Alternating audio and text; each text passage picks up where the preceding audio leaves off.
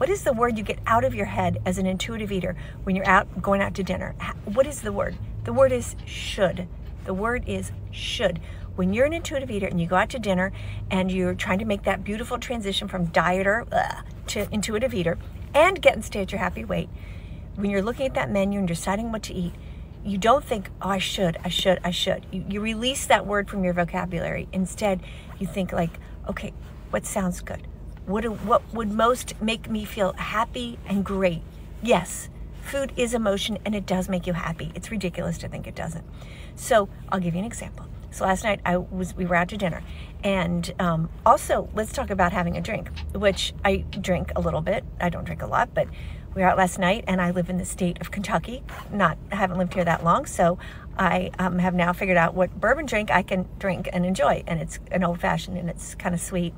And what I do as an intuitive eater, part of this is knowing what makes me feel good and to nurture that in myself. So I feel good with one drink like that. One. I mean, I can't handle more than that.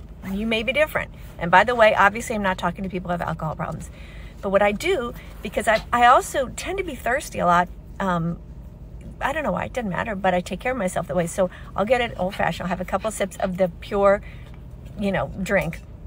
And then I start just watering it down. That way it kind of lasts the whole night, and I enjoy it, and I don't feel like, you know how when you're somewhere and you're the only one without a drink and you kind of feel, that doesn't happen. I just keep watering it down. No one even notices, and I can sip on that, and it's delightful. That's what I do. Okay, now the food, is that, okay, so I look at the menu, and last night we were at somewhere where we go a lot, and instead of going to the entree section, I'm like, I really want some soup. So I had French onion soup, which as a dieter I would never do because there's bread and cheese and it's fattening, blah, blah, blah. No, it's delicious. And then I had chicken wings.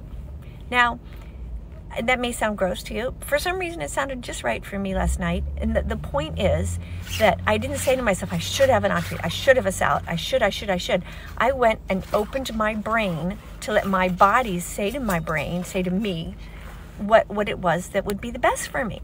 And you get really good at this over time. You're not great at it right away because you've been trained to be a dieter and throw all these food rules into your life and I have to eat the most nutritious thing. Well, it's nice to eat nutrition, and the chicken wings I had were great and they were high quality, so they were, I think, very nice, and it doesn't matter. I'm just saying you can eat intuitively, and when you're pairing eating with hunger and you're listening to that beautiful body of yours, you crave all kinds of things, including wonderful food, including some treats, including everything. And the worst thing for you is stress. And being a dieter is so stressful. So join me in this happy place of intuitive eating. Get the word should out of your brain, get that word out and start connecting here. And if you're one of those people who goes, well, I'll just gain weight if I start eating that way. If you eat without hunger, you will gain weight. Yeah. But when you're making this transition, be easy on yourself because you're going to mess up, and it's okay. It's not like a diet where you mess up and you're done when you got to find another diet. It's at the end of the day, you're trying to match eating with hunger as best you can.